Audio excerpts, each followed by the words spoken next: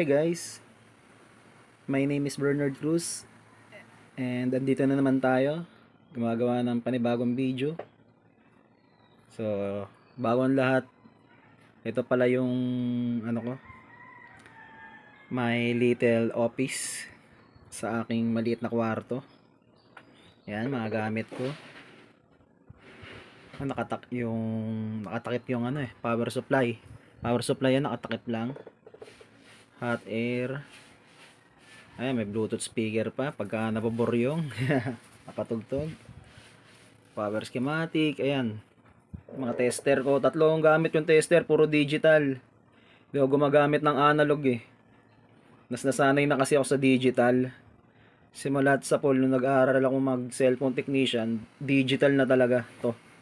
Ito yung una kong tester, no? Mastercraft. Galing Canada to guys. Original to. Itong dalawa, Sunshine. Isang DP hit, then touch, no? Maganda rin siya, pero made in China. Ayan, no? Kung gusto nyo bumili, meron naman sa Quiapo niyan. Ayan, and then, ayan. Meron tayo ditong maliit na short killer. Ayan, pasensya na kayo sa lamesa ko. Ayan, dalawang gamit yung lamesa dito. Medyo makalat lang. Yan. Lamesa. Sa ilalim yan. Panlinis ko ng board yan. Yan. So, itong video na to guys, no? Meron akong i-share sa inyo. Familiar, siguro naman familiar kayo sa Flux, no? Ayan.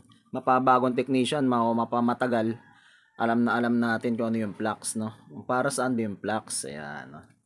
Yung flux, ginagamit yan sa pampaganda ng hinang, no? Pampagtibay ng hinang. Pag nilagyan mo ng flux, mas maganda yung luto ng LED, no? Ayan. Ito, kalimitan, mga ginagamit natin. Flux. Mga traditional flux. Ayan. Di-inject. Amtech. Di-inject, no? Amtech. And then ito naman, kung ayaw nyo ng di-inject, mas marami. Ayan, flux din, may lalagyan. 50 pesos lang, no? 50 pesos lang yan sa Quiapo. Sa mga supplier, no? So, itong video na to guys, kung bakit sa inyo pinakita yung flux na yun, no? Meron kasi tayong bagong discovery, no? Sa isang batikan na cellphone technician. Nakita ko lang din to, no? Hindi ko na mention kung sino siya, no? Subscribers niya rin ako. Then yun, natutunan ko sa kanya to na meron palang original flux guys, no? Kaso medyo may kamahalan lang. Tingnan nyo na lang sa Shopee kung magkano, no? Ayan. Oo, kasi sa Quiapo ko to binili. Sa Quiapo 300 siya, 300. Para masigurado kasi pag sa personal mo eh. Sa Shopee kasi may mga bad comments akong napanood eh. Nakisa batang konti daw ng laman, ganyan.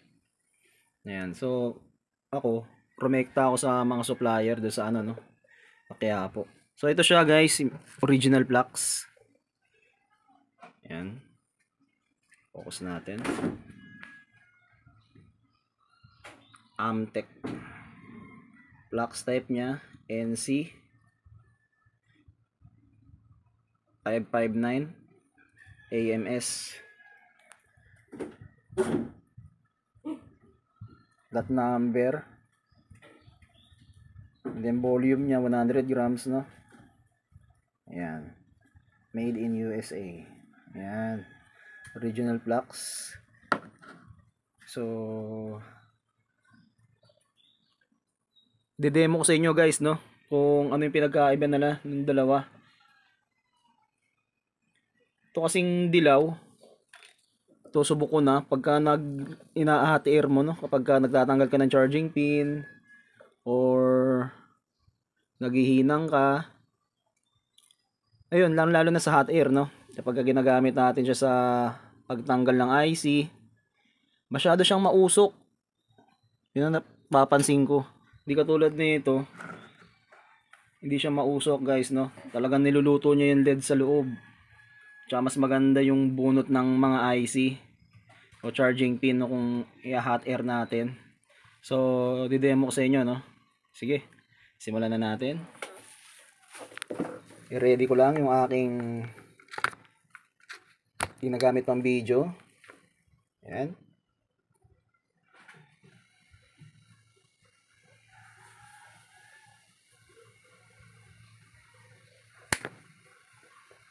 Ayan, natanggal lang. Saglit lang guys, ha. Then, iyan. Mas maganda. Yun. So, ito siya, no? Amtech. Buksan natin. Kita ko sa inyo yung laman. Kung ano yung difference. Then, may sealed pa siya, no? Tanggalin mo lang yung sealed. Dalawa yung takip. Ayan. Ayan yung laman niya. Papansin ninyo, no? Hindi siya dilaw. Hindi siya dilaw na dilaw, no? Para siyang Vicks. Or, ano ba to? Yung isa. Yung pinampapahid sa mga rashes ng mga baby na pag mayroon access yung ano.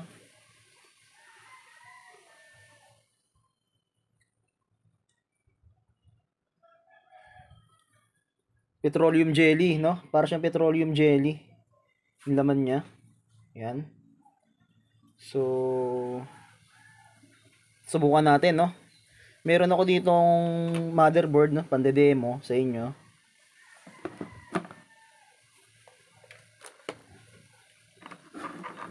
Tabi muna natin mga tester para di mainitan. Gilid lang muna natin.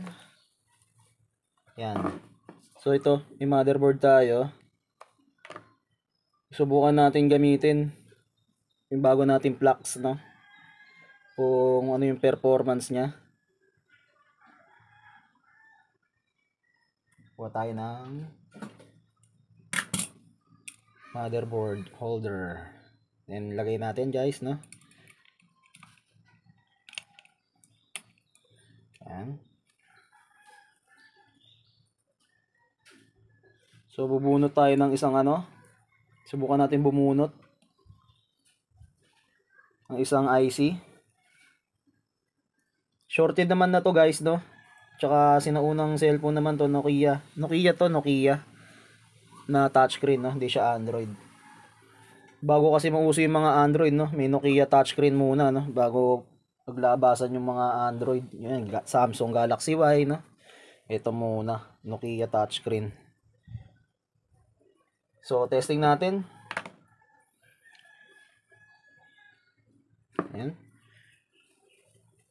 O, dito muna ako kukuha sa may pangalawang takip niya, no? Ayan, may bahid.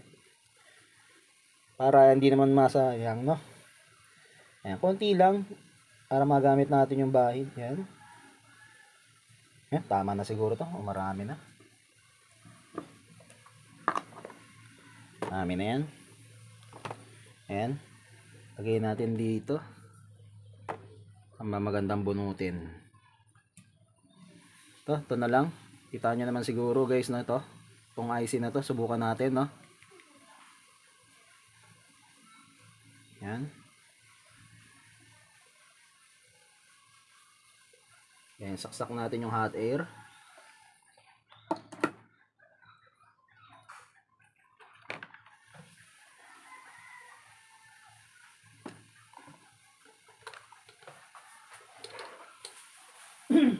Hot air.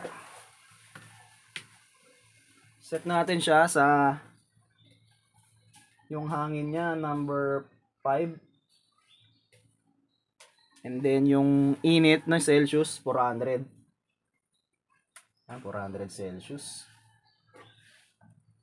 So, testing natin. Yan.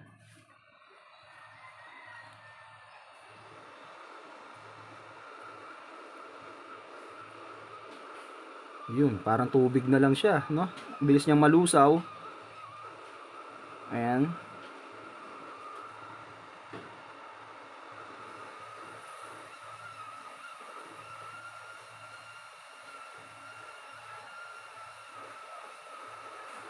Mausok din naman siya, no? Ito pero Di naman katulad ng mga local, yung dilaw. Mas maano siya guys, no? Mas maganda gamitin kasi mas lutong-luto yung mga LED niya. Yun, bunot. So, nabunot na natin. Ayan. Yun lang siya, no? Subukan pa natin magbunot. Yung isa, subukan natin bunutin.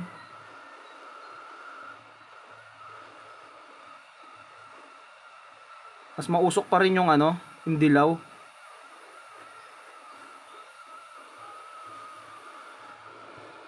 Yan, dalawang IC tinanggal natin. Patayin na natin yung hot air. Yun. Mas maganda talaga guys, no? Itong bagong bili natin na Amtech.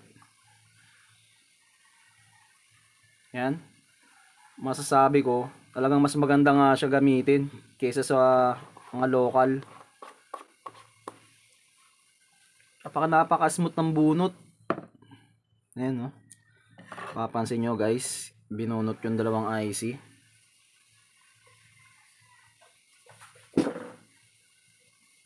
Ayan, dalawa. Ito siya. Dalawang IC. So, yun lang po. Sana may natutunan naman kayo, no? Bago nating kaalaman na sa original flux, no?